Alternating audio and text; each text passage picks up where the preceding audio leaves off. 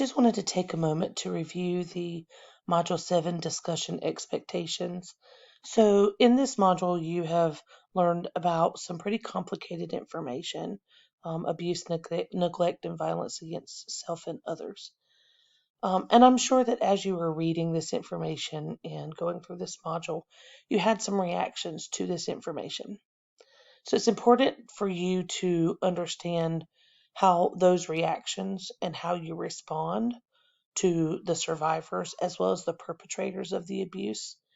Really, no matter which setting you work in, you're going to interact with people who are involved one way or the other in these types of events, whether it's a child, a vulnerable adult in an abusive marriage. You may deal with the victim and you may also deal with the perpetrator. I had a client who was involved in domestic violence as I was treating him.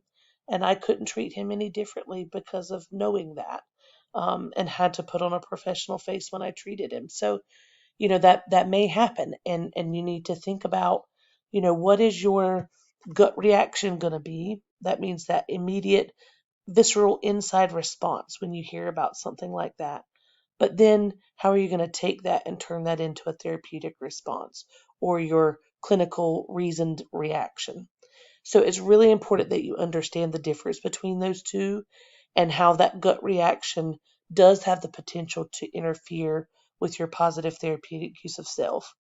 So in this discussion, you're going to reflect on your gut reaction to one of the areas of abuse that was described in the module.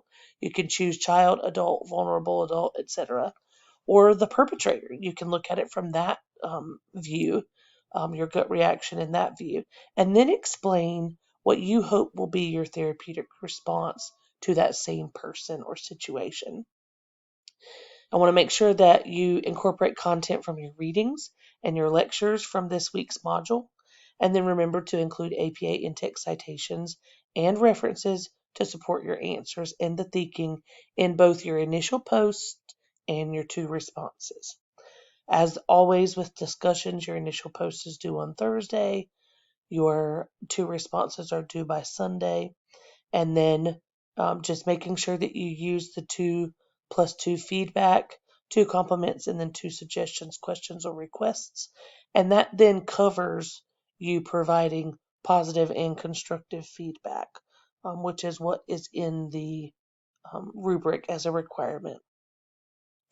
And then one of the things that I just want to point out is that I'm aware that this information is emotional. It does elicit a response. So if the response that you're feeling to this prompt is something that you're having a hard time processing, please do not hesitate to reach out to me to let me know. I'm happy to help.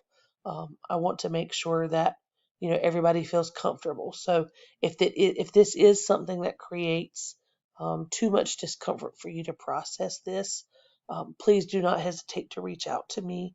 I'm here and I want you to feel comfortable reaching out. If you have any questions about the requirements, also let me know and we can discuss that as well. Otherwise, I look forward to reading your submissions.